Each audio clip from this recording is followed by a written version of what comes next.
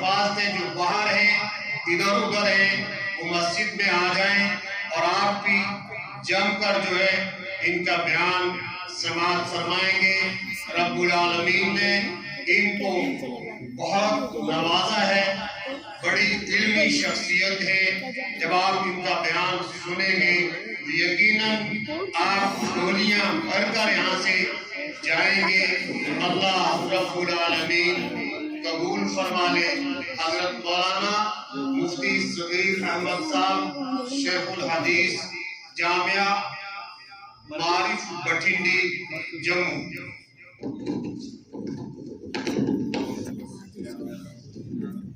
وعلى آل سيدنا محمد وأصحاب سيدنا محمد وبارك وسلم۔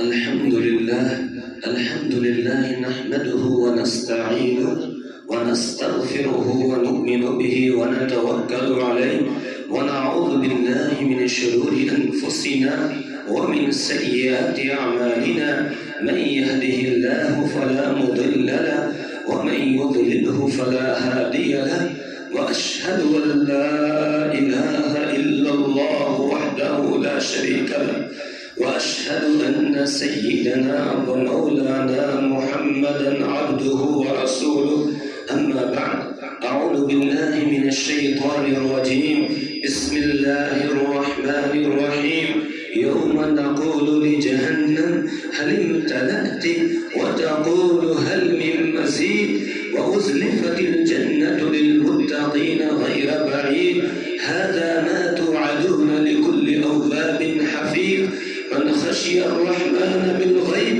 وجاء بقلب منيب، صدق الله العظيم وصدق رسوله النبي الكريم، ونحن على ذلك من الشاهدين والشاكرين، والحمد لله رب العالمين۔ رب اشرح لي صدري ويسر لي أمري واحلل عقدة من لساني يفقه قولي، رب زدني علما، سبحانك لا علم لنا إلا ما علمتنا إنك أنت العليم الحكيم۔ عقیدت اور محبت کے ساتھ درود پاک پڑھ لیجئے۔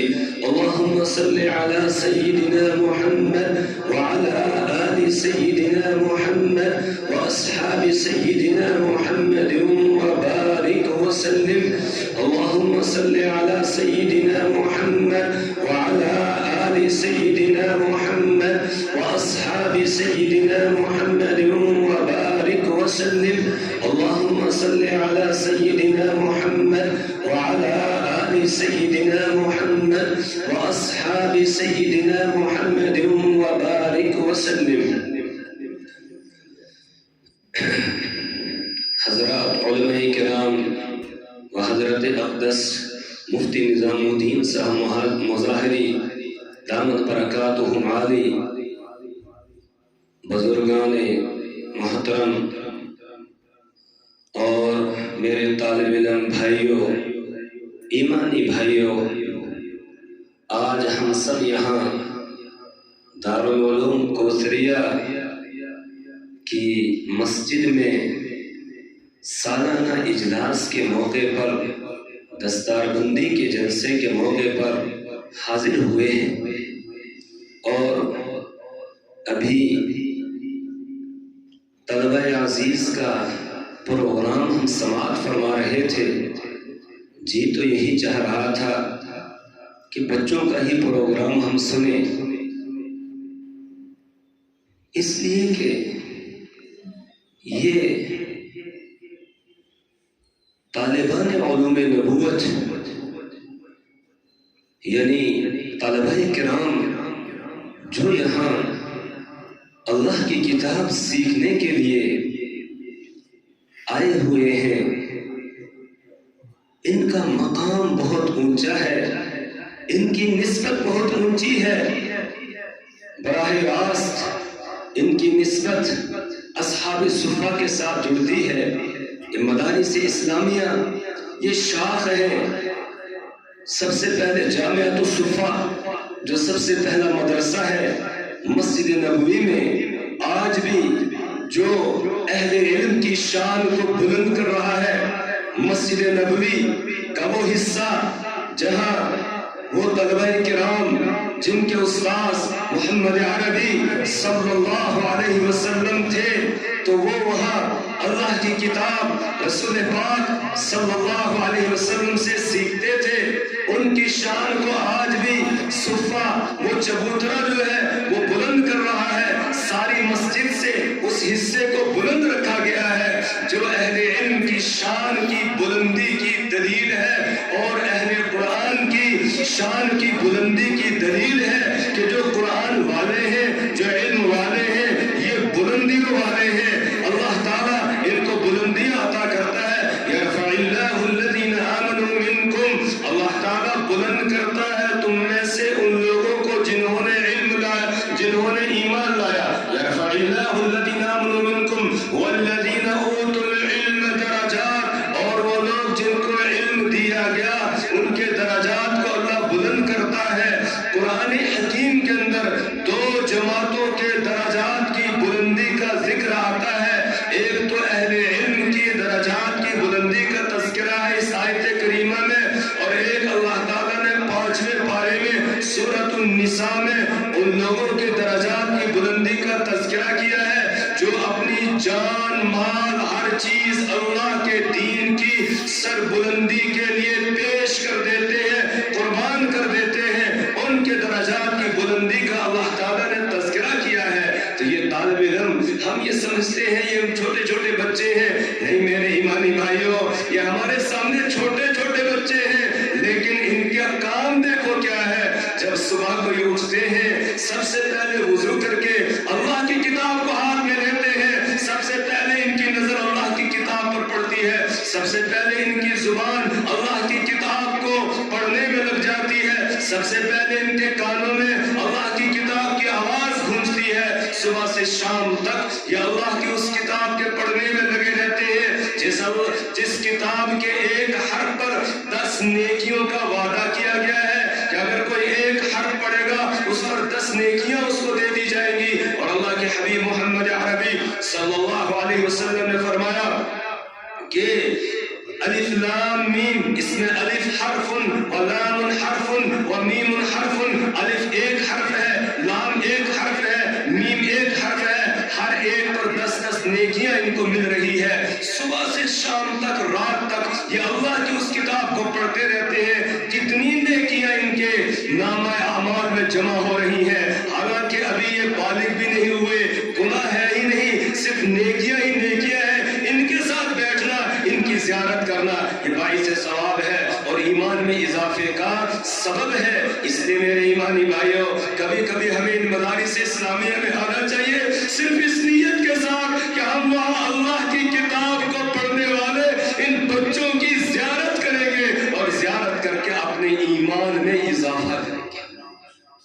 تو آج ہماری یہ خوش قسمتی ہے کہ ہم یہاں آئے، ان بچوں کا پروگرام بھی سن رہے ہیں، اور پھر پروگرام کے آخر میں آپ دیکھیں گے وہ خوش نصیب بچے جنہوں نے اللہ کی کتاب کو زبانی یاد کر کے اپنے سینے کے اندر انہوں نے محفوظ کر لیا ہے، اور پھر ان کی نسبت براہ راست جڑ جاتی ہے محمد عربی صلی اللہ علیہ وسلم کے ساتھ، آپ کے سینے کے ساتھ جڑ جاتی ہے، اور اس صف میں یہ شامل ہو جاتے ہیں جس صف میں سب سے پہلے نمبر پر اللہ کے حبیب محمد عربی صلی اللہ علیہ وسلم ہیں۔ تو کتنا اللہ نے ان کو نوازا ہے۔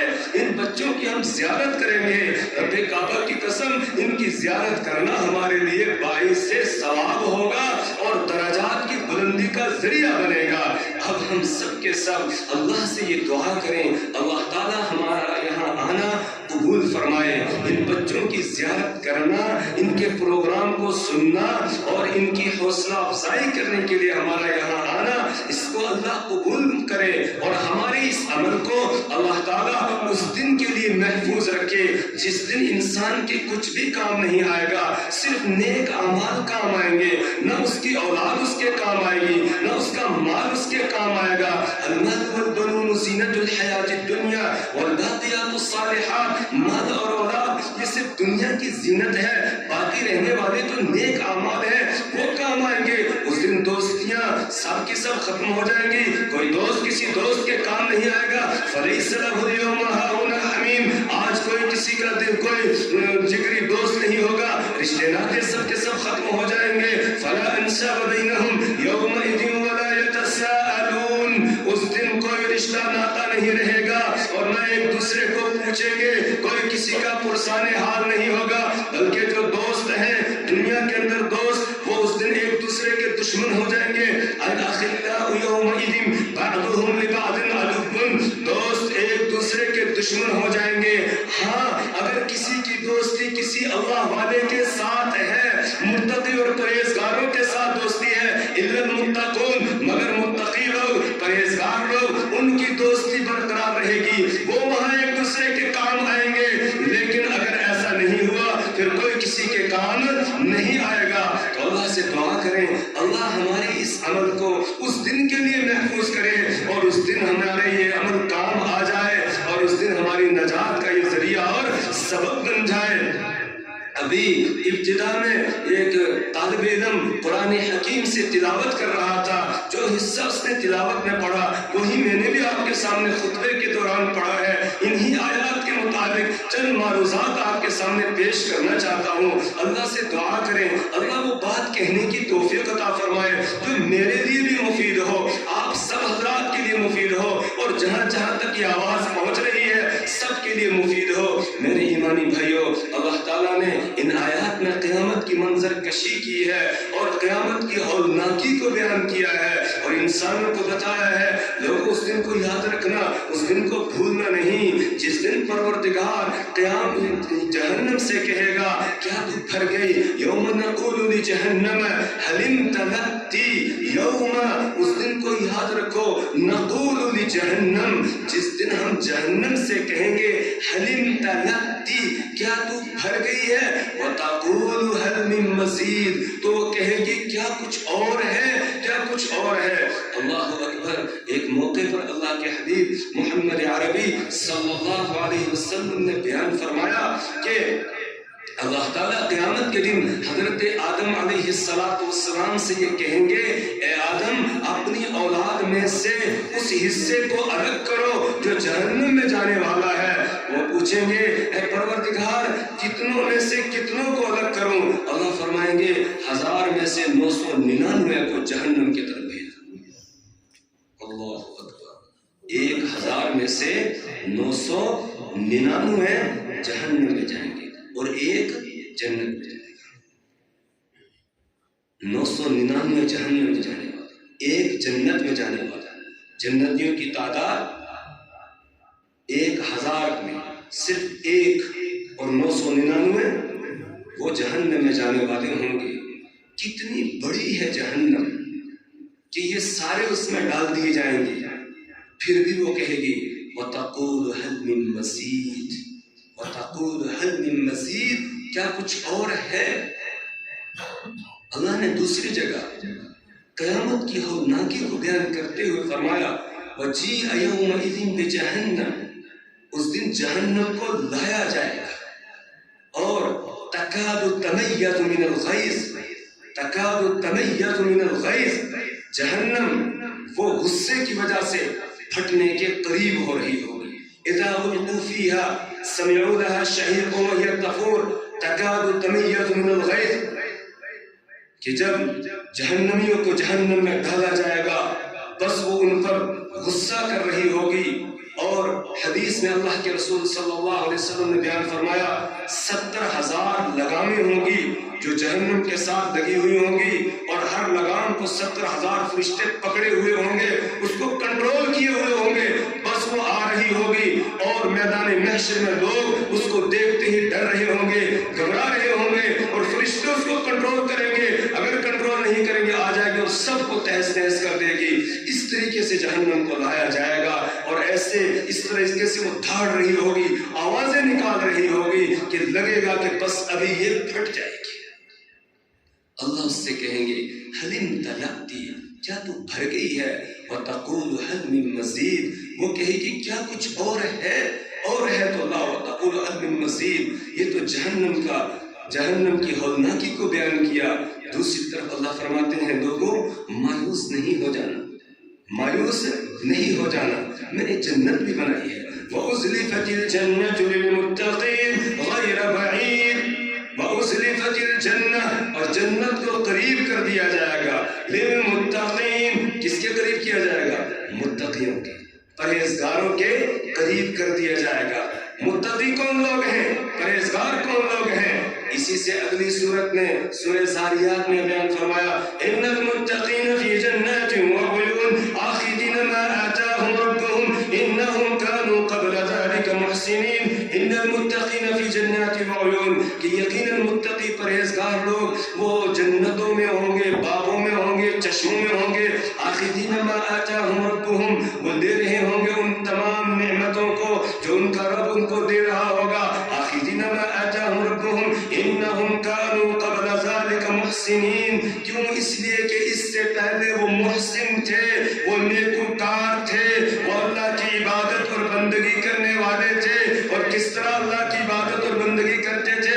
کانوا قلیلا من اللیل ما یہجعون، ان کے پہلو بستروں کے ساتھ کم لگتے تھے۔ وبالاسحار هم یستغفرون، اور سحری کے وقت میں وہ استغفار کرتے تھے۔ یعنی متقیوں کی یہ صفت بیان کی گئی کہ متقی وہ لوگ ہیں جو راتوں کو جاگتے ہیں، جو تہجد کی نماز کی پابندی کرتے ہیں۔ تو سب سے پہلی صفت یہاں بیان کی گئی کہ وہ تہجد گزار ہوتے ہیں۔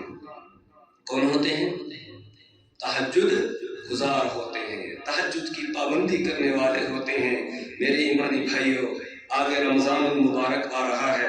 رمضان میں سحری کے وقت تو ہم اٹھتے ہی سحری کھانے کے لیے، لیکن آج کے اس اجلاس میں ارادہ کریں کہ انشاءاللہ ہم تہجد کی بھی پابندی کریں گے، آج سے ہی پابندی کریں گے، اور خاص طور سے رمضان المبارک میں ہم اس کی پابندی کریں گے اور اپنے آپ کو تہجد کا عادی بنائیں گے۔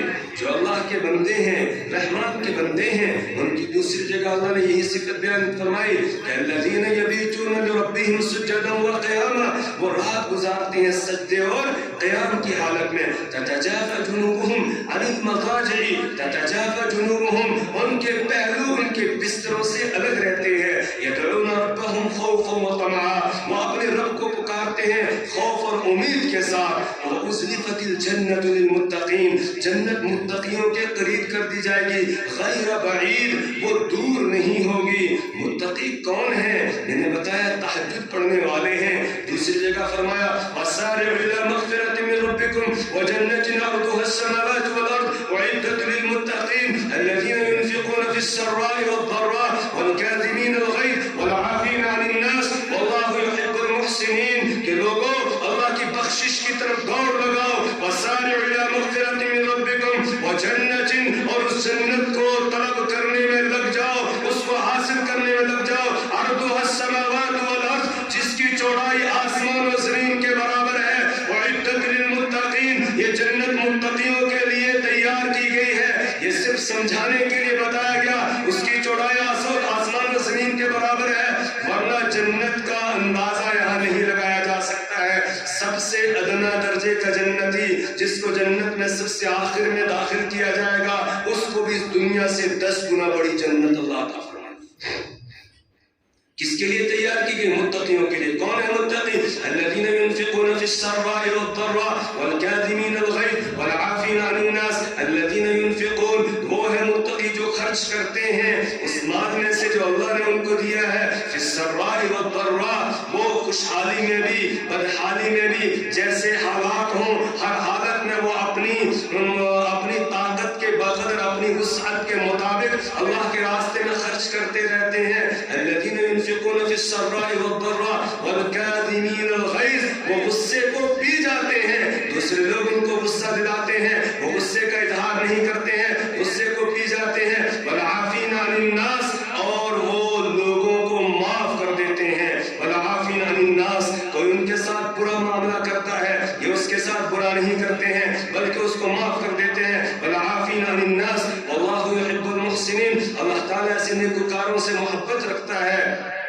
امام سے زین العابدین رحمہullah کی ایک باندی ہے، وہ پانی پیش کرنے لگی، پیالہ ہاتھ سے چھوٹ گیا، نیچے گر گیا، پیالہ ٹوٹ گیا، پانی ان کے حضرت کے کپڑوں پر گر گیا، غصہ آ گیا۔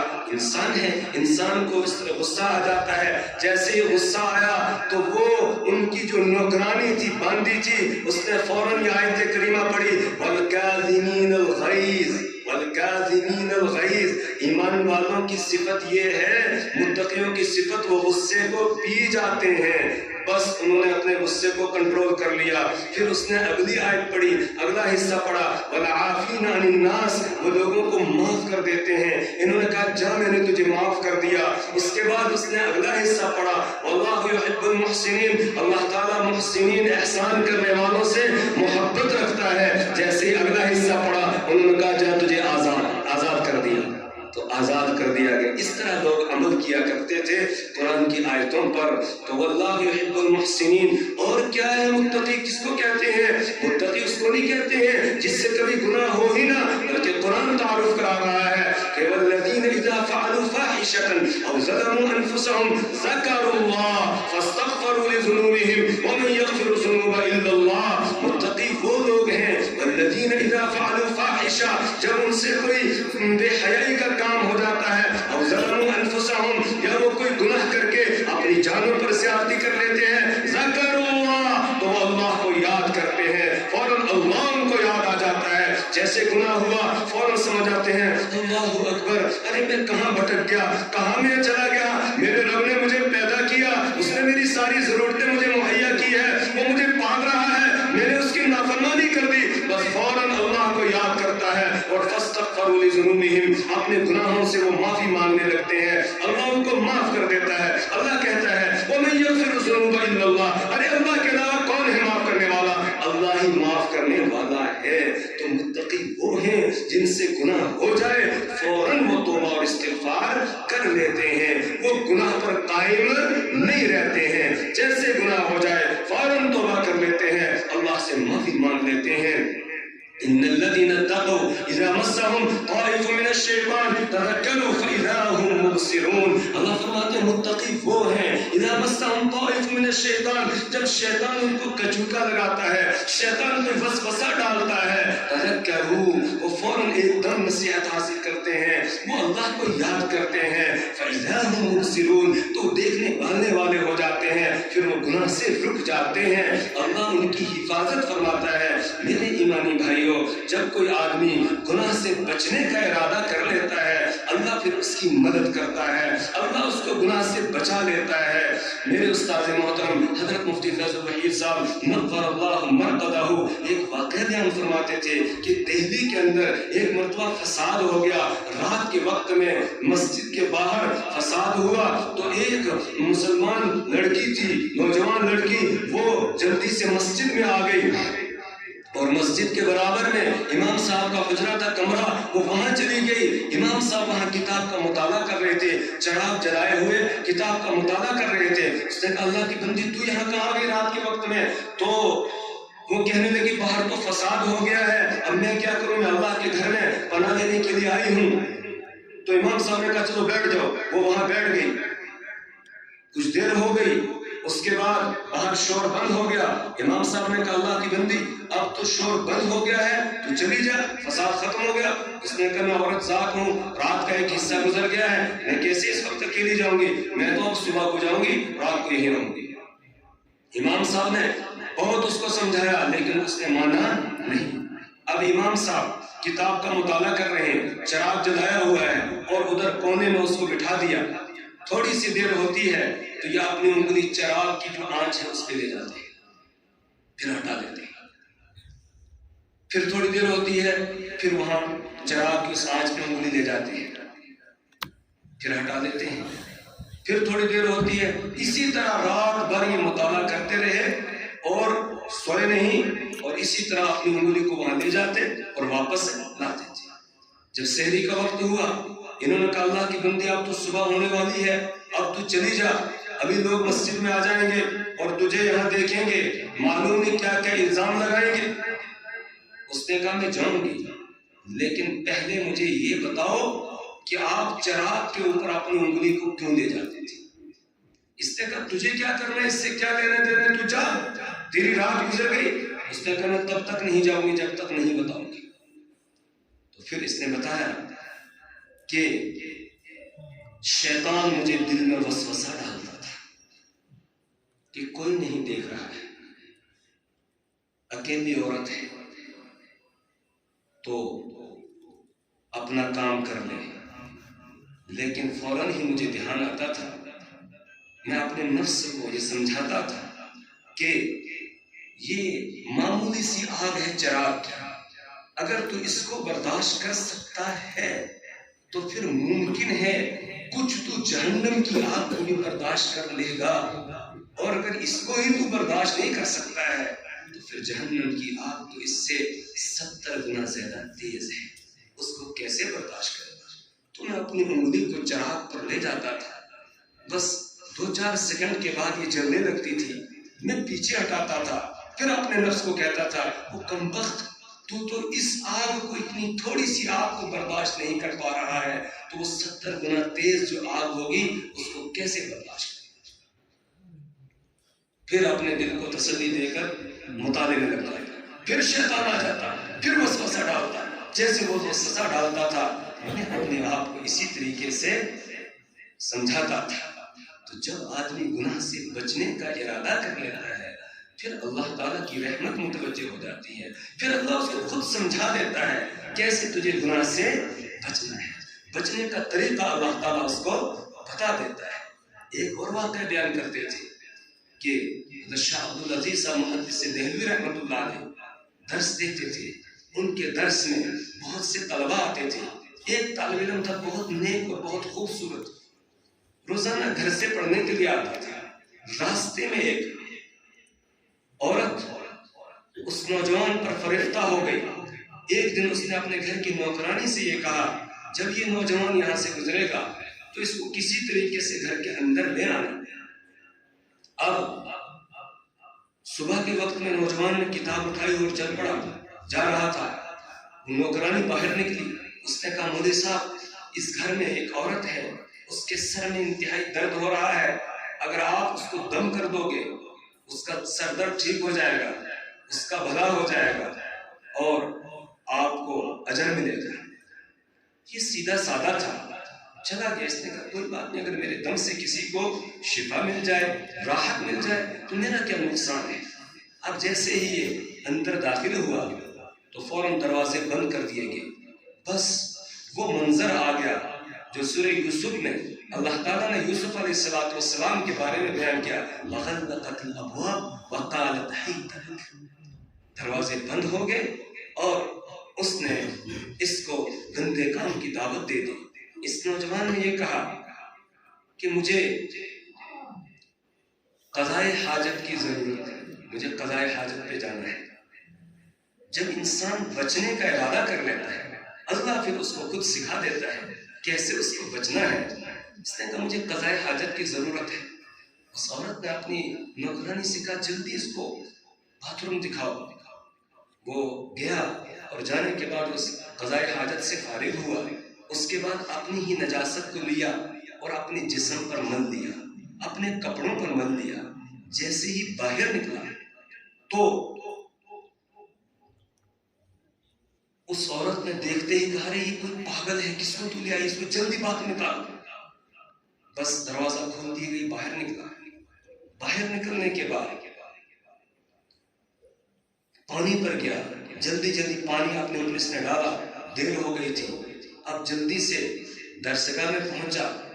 جیسے یہ داخل ہوا تو ایک دم پوری درسگاہ معطر ہو گئی۔ استاد نے سبق بند کر دیا اور کہا رے یہ اتنی زبردست خوشبو لگا کر کون آیا ہے؟ تو اس نے سوچا شاید بدبو آ رہی ہے اور استاذ مذاق کے طور پر خوشبو سے اس کو تعبیر کر رہا ہے، وہ نیچے ہو گیا۔ استاذ نے پھر پوچھا ارے اتنی زبردست خوشبو لگا کر کون آیا ہے؟ اب یہ اٹھا کنارے سے چل کر استاذ کے پاس آیا، آ کر کان میں اپنا واقعہ بتاتا ہے اور کہتا ہے استاد جی شاید آپ کو بدبو آ رہی ہوگی اور آپ اس کو خوشبو سے تعبیر کر رہے ہیں۔ استاذ نے کہا بدبو نہیں، میں قسم کھا کے کہتا ہوں خوشبو آ رہی ہے۔ سب نے تائید کی اور پھر مرتے دم تک اس نوجوان کے جسم سے خوشبو آتی تھی۔ تو جب آدمی گناہ سے بچتا ہے پھر اللہ اس کو نوازتا بھی ہے، اور جب ارادہ کر لیتا ہے اللہ پھر اسی طریقے سے بچاتا ہے۔ زمانہ اپنے آپ کو دہراتا ہے۔ ابھی چند مہینے پہلے کی بات ہے، ہمارے علاقے میں ایک نوجوان کو استاذ نے کتاب لینے کے لیے اپنے گھر بھیجا۔ وہ کتاب لانے کے لیے جا رہا تھا، راستے میں دیکھا ایک بوڑھی عورت گری ہوئی ہے، اور جیسے اس کو ہاتھ میں زخم لگا ہے تو خون بھی تھوڑا تھوڑا نکل رہا ہے۔ تو یہ جیسے وہاں سے نوجوان گزرا، اس نے کہا بیٹا میں بوڑھی عورت گر گئی ہوں، مجھے اٹھاؤ۔ اس نے اٹھا دیا۔ اس کے بعد کہنے لگی بیٹا میرا یہاں کوئی بھی نہیں ہے، آپ مجھے گھر تک پہنچا دو۔ اس نے کہا مجھے استاد نے کتاب لانے کے لیے بھیجا ہے، اس کو مطالعہ کرنا، آگے پڑھانا ہے۔ تو یہ کہنے لگی بیٹا اگر آپ نہیں پہنچاؤ گے پھر کون مجھے پہنچائے گا؟ آپ جیسا نیک اور صالح بیٹا اگر مجھے گھر نہیں پہنچائے گا پھر کون پہنچائے گا؟ اس کے دل میں رحم آ گیا، اس نے اس کو اٹھایا اور پکڑ کے لے چلا۔ اس نے بتایا کہ اس گلی میں پیچھے میرا گھر ہے، وہ لے کر وہاں گیا۔ تو اس کے بعد ایک کمرے میں اس نے کھلوایا کمرہ بڑھیا نے اور کہا اس کمرے میں مجھے پہنچا دو۔ جیسے ہی یہ نوجوان بڑھیا کو لے کر کمرے میں داخل ہوا تو بڑھیا نے ایک دم ہاتھ چھڑایا، باہر نکلی اور دروازہ بند کر دیا باہر سے۔ یہ نوجوان چلانے لگا، کہنے لگا میرا کیا قصور، آپ نے مجھے کیوں بند کیا؟ ابھی تو آپ چل نہیں پا رہی تھی اور اب آپ نے دروازہ بند کر دیا۔ وہ کہنے یہاں بس میرا اتنا ہی کام ہے، اس سے آگے کا میرا کام نہیں ہے۔ اس کے بعد وہ گئی اور 2 لڑکیوں کو کہیں سے لے آئی، ان کے ہاتھ میں کیمرہ ہے، اور دروازہ کھولا، ان کو اندر داخل کیا، پھر باہر سے بند کر دیا۔ وہ لڑکیاں اس کو پھر اسی کام کی دعوت دینے لگی۔ اس نے کہا تم کیا کہہ رہی ہو؟ کیا میں ہی ملا تھا تمہیں اس کام کے لیے؟ میں یہ کام نہیں کروں۔ انہوں نے کہا تو آپ کو کرنا پڑے گا، نہیں کرو گے ابھی ہم آپ کی ویڈیو بنائیں گے، وائرل کریں گے اور تمہارے خلاف کیس ہو جائے گا۔ تو اس کو فوراً یہ واقعہ اس نے استاد محترم حضرت مفتی فیض الوحید صاحب رحمۃ اللہ علیہ سے سنا تھا، ایک دم ذہن میں آ گیا۔ اس نے ان سے یہ کہا مجھے قضائے حاجت کی ضرورت ہے۔ تو ان لڑکیوں نے کہا پہلے قسم کھاؤ کہ جو ہم کہہ رہی ہو تم کرو گے، پھر جاؤ۔ اب یہ کیا کرتا ہے؟ اس نے قسم کھا لی اور اس کے بعد پھر قضائے حاجت کے لیے گیا، اور وہاں جا کر اس نے بھی وہی کام کیا، نجاست اپنے جسم پر مل لیا۔ باہر نکلا تو ایک کہنے لگی یہ کوئی پاگل لگ رہا ہے، اس کو باہر نکالو بدبو آ رہی ہے۔ دوسری نے کہا نہیں اس نے جان بوجھ کر ایسا کیا ہے، آج چھوڑیں گے نہیں اس کو، جانے نہیں دیں گے۔ اس نے پانی کی بالٹی بھر کے لائی، دور سے اس کے اوپر ڈالی، اس کے کپڑے بھی گیلے ہو گئے۔ اس کے بعد وہ آگے بڑھی، اس کے قریب آئی۔ لیکن جب کوئی آدمی گناہ سے بچنے کا ارادہ کر لیتا ہے نا، پھر اللہ کی مدد ساتھ ہو جاتی ہے۔ جیسے وہ قریب آئی تو وہ ایک دم نیچے گر گئی، اس کو ایسی بدبو جیسی آئی ہے، کیا ہوا؟ بے ہوش ہو کر نیچے گر پڑی۔ دوسری قریب آئی، وہ بھی گر پڑی۔ اب اس کے بعد یہ پھر باتھ روم میں گیا، اور جانے کے بعد پیچھے روشن دان تھا، اس کو کھول کر وہاں سے باہر نکلا اور آ گیا۔ پریشان رہنے لگا بہت زیادہ، اس لیے کہ اس کے لیے کہ نیا واقعہ تھا اس طرح، اور اپنے آپ کو کوس رہا تھا کہ کیا اس کام کے لیے تو ہی ملا تھا، کسی اور پر ایسے نہیں ہوئے، کسی اور کے ساتھ ایسا کیوں نہیں ہوا، تیرے ساتھ کیوں ہوا؟ بیمار بھی رہنے لگے۔ پھر ایک دن اللہ کے حبیب محمد عربی صلی اللہ علیہ وسلم کی زیارت ہوئی اس عابد میں۔ رسول پاک صلی اللہ علیہ وسلم نے فرمایا بیٹا آپ کیوں پریشان رہتے ہو؟ اس نے بتایا یا رسول اللہ صلی اللہ علیہ وسلم میرے ساتھ ایک واقعہ پیش آیا، اس وجہ سے میں پریشان رہتا ہوں۔ تو رسول پاک صلی اللہ علیہ وسلم نے فرمایا پریشان رہنے کی ضرورت نہیں ہے، اللہ محافظ ہے، اللہ حفاظت کرنے والا ہے۔ یہ لڑکا کہتا تھا کہ مجھے یہ ٹینشن زیادہ ہو رہی تھی کہ یہ تو میں تھا، اللہ نے مجھے بچا لیا، لیکن اور نوجوانوں کے ساتھ کیا کیا ہوتا ہوگا اور وہ کس طرح گناہوں میں ان کو پھنسایا جاتا ہوگا، یہ ٹینشن مجھے تھی۔ تو اللہ کے رسول صلی اللہ علیہ وسلم نے فرمایا اللہ حفاظت کرنے اس کے بعد مجھے تسلی ہوگی۔ تو جو آدمی گناہ سے بچنے کا ارادہ کر لیتا ہے پھر اللہ کی مدد اس کے شامل حال ہو جاتی ہے۔ وَأُزْلِفَتِ الْجَنَّةُ لِلْمُتَّقِينَ، جنت قریب کر دی جائے گی کس کے؟ متقیوں کے۔ وَأُزْلِفَتِ الْجَنَّةُ لِلْمُتَّقِينَ غَيْرَ بَعِيدٍ، وہ دور نہیں ہوگی۔ هَذَا مَا تُوعَدُونَ، اور کہا جائے گا یہ ہے وہ جنت جس کا تم سے وعدہ کیا جاتا تھا۔ هَذَا مَا تُوعَدُونَ لِكُلِّ أَوَّابٍ حَفِيظٍ، کہ یہ جنت ملے گی کس کو؟ ہر اواب اور حفیظ کو۔ اواب اور حفیظ کو۔ اواب کون ہے؟ جو اللہ کی طرف رجوع کرنے والا ہے۔ لِكُلِّ أَوَّابٍ حَفِيظٍ، ہر اواب کو، اللہ کی طرف رجوع کرنے والے کو، حفیظ اور حفاظت کرنے والے کو۔ کس چیز کی حفاظت کرنے والا؟ مفسرین لکھتے ہیں اللہ نے جو اس کو امانت دی ہے اس امانت کی یہ حفاظت کرنے والا ہے۔ امانت کیا ہے؟ یہ جسم ہمارے پاس اللہ کی امانت، یہ آنکھ ہمارے پاس اللہ کی امانت، یہ کان اللہ کی امانت، یہ زبان ہمارے پاس اللہ کی امانت ہے، یہ ہاتھ اللہ کی امانت، یہ پاؤں اللہ کی امانت ہے۔ لہٰذا اب ان اعضاء کو ویسے استعمال کرنا جیسے اللہ نے حکم دیا ہے، یہ امانت کی حفاظت ہوگی، اور ان اعضاء کو اللہ کے حکموں کے خلاف استعمال کرنا یہ امانت میں خیانت ہو جائے گی، یہ امانت کی حفاظت نہیں ہوگی۔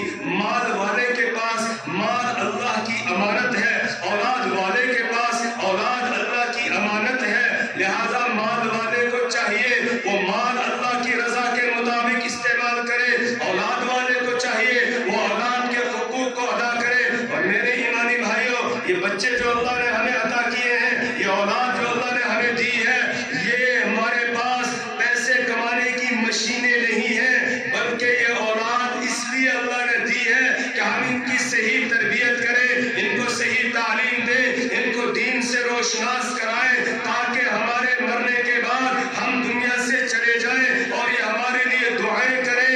اسی لیے اللہ کے حبیب محمد عربی صلی اللہ علیہ وسلم نے ارشاد فرمایا اذا مات الانسان انقطع عنه عمله، جب انسان مر جاتا ہے اس کے عمل کا سلسلہ بند ہو جاتا ہے، الا من ثلاث، مگر تین چیزوں کا باقی رہتا ہے، من صدقۃ جاریہ، اگر اس نے کوئی صدقہ جاریہ کیا ہے، کوئی مسجد تعمیر کروا لی، مسجد کی تعمیر میں حصہ لے لیا، کہیں مدرسے کی تعمیر میں حصہ لے لیا، مدرسے کے لیے زمین دے دی ہے، کہیں جو ہے سایہ دار درخت لگا دیا جہاں لوگ آ کر اس کے سائے میں بیٹھتے ہیں، کہیں پانی کی ضرورت تھی وہاں اس نے جو ہے بورنگ کرا دی، پانی نکلوا دیا، یا کہیں ٹینکی بنوا دی اور لوگ اس سے پانی پیتے ہیں، پانی استعمال کرتے ہیں، یہ سب صدقہ جاریہ کی صورتیں ہیں۔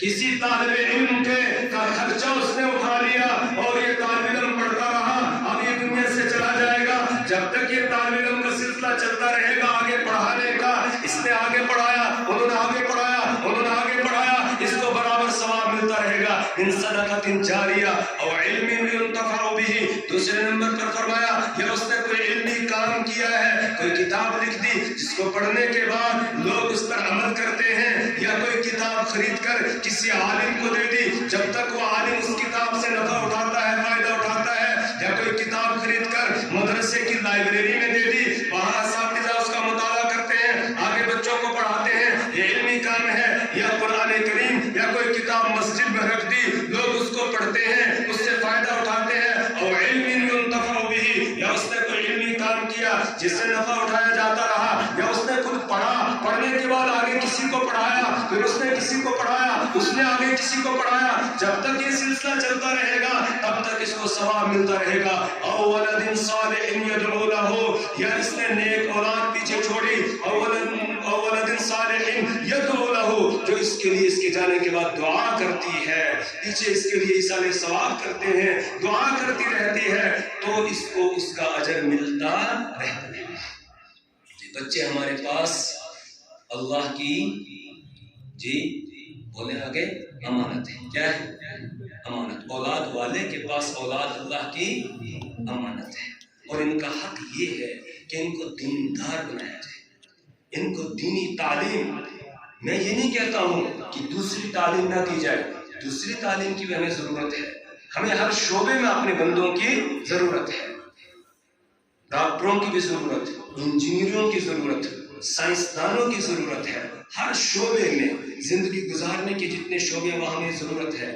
لیکن سب سے پہلے وہ مسلمان ہو پھر ڈاکٹر ہو، پہلے وہ مسلمان ہو پھر انجینئر ہو، پہلے وہ مسلمان ہو پھر وہ سائنسدان ہو، پہلے وہ مسلمان ہو پھر وہ کسی بڑے عہدے پر کوئی آفیسر ہو.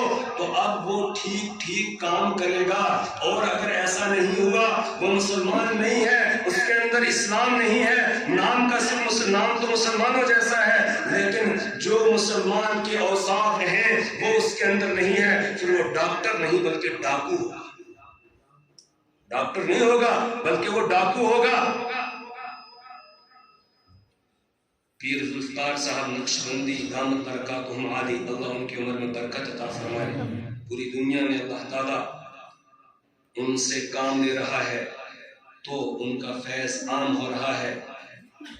انہوں نے بیان کیا ایک واقعہ اپنے علاقے کا کہ وہاں ایک ایکسیڈنٹ ہو گیا.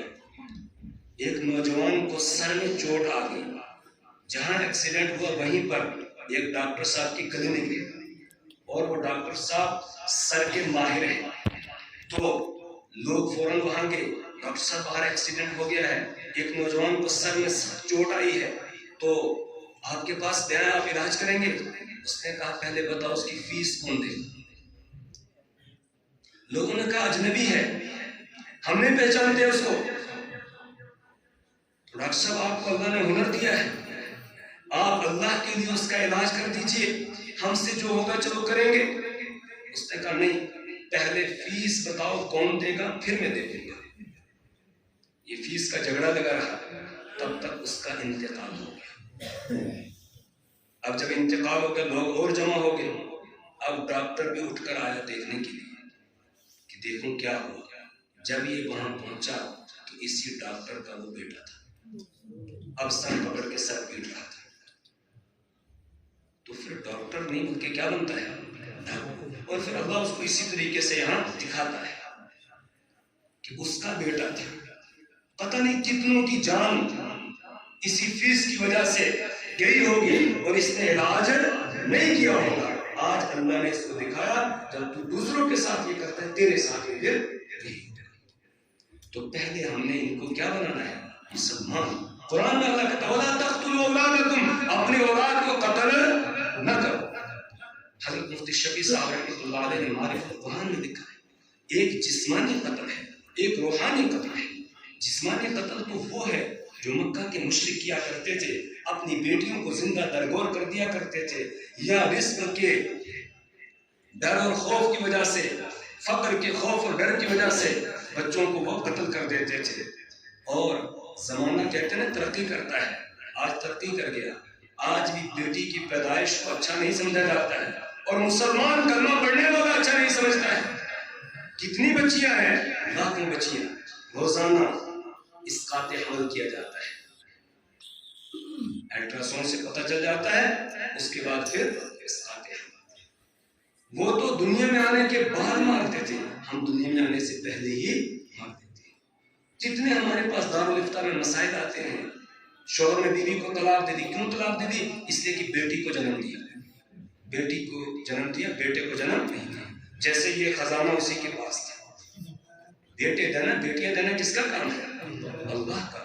لیکن اچھے اچھے دینداروں کو دیکھا وہ بھی بیویوں سے ناراض ہو جاتے ہیں کہ بیٹی کو جنم کیوں دیا، بیٹے کو جنم کیوں نہیں دیا. بیٹیوں کو اچھا نہیں سمجھا جاتا، یہ جہالت ہے. تو یہ اولاد ہمارے پاس اللہ کی امانت ہے. جنت اس کے لیے بنائی ہے جو امانت کی حفاظت کرتا ہے. امانت کا حق اولاد ادا کرتا ہے. لہذا اولاد کی صحیح تربیت کرنا یہ امانت کا حق ادا کرنا ہے، اور صحیح تربیت نہ کرنا اور ان کو پیسے کمانے کی مشینیں بنانا، یہ ڈگری وہ ڈگریاں، ڈگریوں پہ ڈگریاں دلانا، اور پھر ان کو باہر کہیں بھیج دینا جہاں جا کر یہ اپنے ایمان کو بھی پیش کر آ جائے، سب کچھ بیچ کے آ جائے، تو اس کے بعد ہم کہتے ہیں بڑے پیسے کما رہا ہے جی، زندگی اس کی اچھی گزر رہی ہے. یہاں گزر جائے گی، آگے کیا کریں گے؟ یا ایھا الذین آمنوا قوا انفسکم واہلیکم نارا وقودها الناس والحجارہ. ایمان والو اپنے آپ کو اور اپنے اہل و عیال کو جہنم کی آگ سے بچاؤ، جس جہنم کی آگ کا ایندھن انسان اور پتھر ہوں گے، وہ انسان اور پتھروں سے جلائے جائے. اللہ فرماتے ہیں جنت اس کے لیے لکل اواب، ہر اواب جو اللہ کی طرف رجوع کرنے والا، حفیظ امانت کی حفاظت کرنے والا ہے. لکل اواب حفیظ من خشی الرحمن بالغیب، جو رحمان سے ڈرتا تھا غائبانہ طور پر، دیکھا نہیں اللہ سے لیکن ہر وقت اللہ سے ڈر رہا ہے، تنہائیوں میں بھی ڈرتا ہے، جلوت میں بھی ڈرتا ہے، خلوت میں بھی ڈرتا ہے، ہر جگہ اللہ سے وہ ڈرتا ہے. من خشی الرحمن بالغیب، اور اس کی صفت کیا ہے؟ فجاء بقلب منیب، اور وہ رجوع کرنے والا منیب دل لے کر آیا ہے، صاف دل لے کر آیا ہے. یوم لا ينفع مال ولا بنون الا من اتى الله بقلب سلیم. اس دن نہ اولاد کام آئے گی نہ مال کام آئے گا، ہاں جو اپنے دل کو بنا کر لائے گا، کسی صاحب دل کے پاس جا کر بیٹھے گا، کسی صاحب دل سے جڑ جائے گا، کسی صاحب دل سے وابستہ ہو جائے گا، اور پھر اپنے دل کی صفائی کروا لے گا، اس کو قلب سلیم بنا لے گا، قلب منیر بنا لے گا، تو یہ آدمی کامیاب ہو گیا. اس کے لیے جنت اللہ نے بنائی ہے. اللہ اکبر. ہم یہاں آتے تھے، یہاں بھی ایک صاحب دل، آج یہ در و دیوار ہے، مسجد ہے، مدرسہ ہے، سب کچھ ہے، لیکن وہ نہیں رہا، وہ چلا گیا. اللہ ان کی قبر پر کروڑوں رحمتیں نازل فرمائے، اور ان کے لگائے ہوئے ان باغوں کو اللہ تا قیامت آباد فرمائے، سرسبز و شاداب فرمائے. جب بڑی اہلیہ کا انتقال ہو گیا، میں حاضر ہوا، آج بھی آیا، اسی کمرے میں گیا جہاں اس دن بیٹھے ہوئے تھے. بڑی محبت کے ساتھ، بڑے پیار کے ساتھ مجھے اپنے پاس بٹھایا، پھر ادھر آ جاؤ، آگے آ جاؤ، آگے بٹھا کیا. اس کے بعد پھر مشفقانہ اور مہربانہ انداز میں باتیں کرنے لگے اور کہنے لگے لیٹ ہو گئے، جنازے میں آپ نہیں پہنچ سکے، حدیث پر عمل کرنے کا بڑا اچھا موقع ہے، جاؤ اور جا کر قبر پر جنازہ پڑھ کے آ جاؤ. اگرچہ حنفی مسلک جو ہمارا مسلک جس پہ ہم چلتے ہیں، تو اس میں قبر پر جنازہ پڑھنے کی اجازت نہیں ہے اگر جنازہ پڑھا جا چکا. لیکن چونکہ حضرت امام شافعی رحمہ اللہ سے مناسبت رکھتے تھے، شافعی مسلک پر چلتے تھے، اور شافعی مسلک میں اس کی اجازت ہے اور حدیث میں بھی ہے، تو مجھے حکم دیا کہ آپ جاؤ، حدیث پر عمل کرنے کا بڑا اچھا موقع ہے، جاؤ اور جا کر قبر پہ جنازہ پڑھ کے آ جاؤ. میں نے حکم کی تابعداری کی اور گیا اور حدیث کے مطابق جا کر جنازہ پڑھ کے واپس آیا. تو مسکرانے لگے، کہنے لگے اچھا آج آپ نے بھی حنفیت کو چھوڑ دیا. کتنی شفقت فرماتے تھے. وقت کا قطب تھا، وقت کا ابدال تھا، صاحب دل تھا، ایمان تازہ ہو جاتا تھا. جب آدمی بیٹھتا تھا ایمان تازہ ہو جاتا تھا، اور دل کو دل کے ساتھ ایک لگاؤ اور مناسبت ہو جاتی تھی. لیکن آج یہ در و دیوار ہیں، وہ نہیں رہے. اللہ کرے کہ اللہ حشر میں ہم سب کو اکٹھا کر دے، اللہ وہاں ملا دے، اور ان کے ساتھ اللہ ہمارا حشر فرمائے، اور ان کو بھی اور ہم سب کو اللہ تعالیٰ رسول پاک صلی اللہ علیہ وسلم کے پڑوس میں جگہ عنایت فرمائے.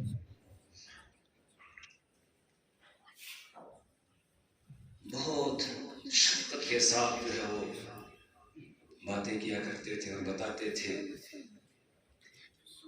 ہم نے قدر نہیں کی، اور انہوں نے ظاہر بھی نہیں ہونے دیا. کیا تھے، کہاں پہنچے ہوئے تھے، کبھی ظاہر بھی نہیں ہونے دیا.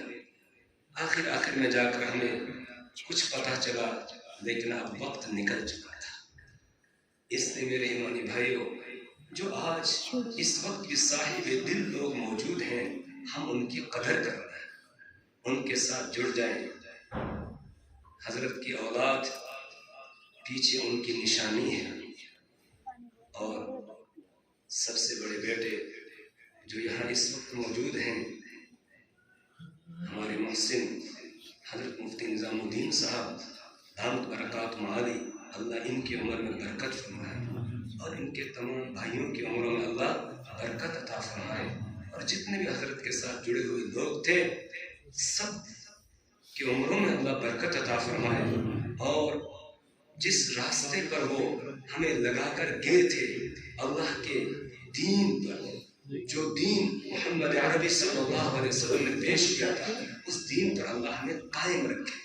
تو صاحب دل کے پاس آدمی کو جانا چاہیے اور اس سے جڑنا چاہیے، تب دل کی صفائی ہو جاتی ہے، اور پھر یہ قلب سلیم بن جاتا ہے، پھر یہ قلب منیب بن جاتا ہے، پھر جنت اس کے انتظار میں ہے. اور جب یہاں سے جائے گا تو وہاں کہا جائے گا ادخلوها بسلام آمنین، ادخلوها بسلام ذالک یوم الخلود، ادخلوها بسلام، کہ چلو جنت میں داخل ہو جاؤ سلامتی کے ساتھ. ذالک یوم الخلود، اب یہ ہمیشہ رہنے کا دن ہے، اب تم کو ہمیشہ یہیں پر رہنا ہے.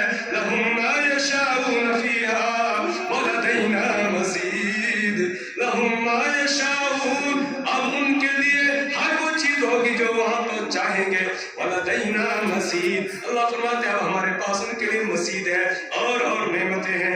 اللہ کی زیارت وہاں ہوگی، اللہ کا دیدار ہوگا، اور جنت کی نعمتیں ہوں گی. وہ نعمتیں فلا تعلم نفس ما اخفی لهم من قرۃ اعین جزاء بما كانوا يعملون. اللہ نے کیا نعمتیں جنت میں تیار کر کے رکھی ہیں، کہا کسی کے دل میں یہاں اس کا خیال ہی نہیں آ سکتا ہے. ما لا عین رأت ولا اذن سمعت وما خطر على قلب بشر، نہ تو کسی آنکھ نے دیکھا، نہ کسی کان نے سنا، نہ کسی کے دل میں اس کا خیال ہی آ سکتا ہے. وَلَكُمْ فِيهَا مَا تَشْتَهِي أَنفُسُكُمْ وَلَكُمْ فِيهَا مَا تَدَّعُونَ، کہا جائے گا اب تمہارے لیے جنت میں ہر وہ نعمت ہے جس کو تمہارا جی چاہے گا اور جو تم مانگو گے. وَلَكُمْ فِيهَا مَا تَشْتَهِي أَنفُسُكُمْ وَلَكُمْ فِيهَا مَا تَدَّعُونَ نُزُلًا مِّنْ غَفُورٍ رَحِيمٍ. یہ غفور رحیم اللہ کی طرف سے تمہاری مہمان نوازی کی جا رہی ہے. میرے ایمانی بھائیوں، اللہ سے دعا کریں اللہ تعالیٰ ہمارے یہاں آنے کو قبول فرمائے، اور ہمارے اس عمل کو اللہ اس دن کے لیے محفوظ رکھے، اور اس دن ہمارے یہ کام آ جائے اور اللہ کی جنت کو حاصل کرنے والے ہم بن جائیں. سبحان اللہ وبحمدہ، سبحانک اللہم وبحمدک، ونشهد ان لا الہ الا انت ونستغفرک ونتوب الیک. السلام علیکم ورحمۃ اللہ وبرکاتہ.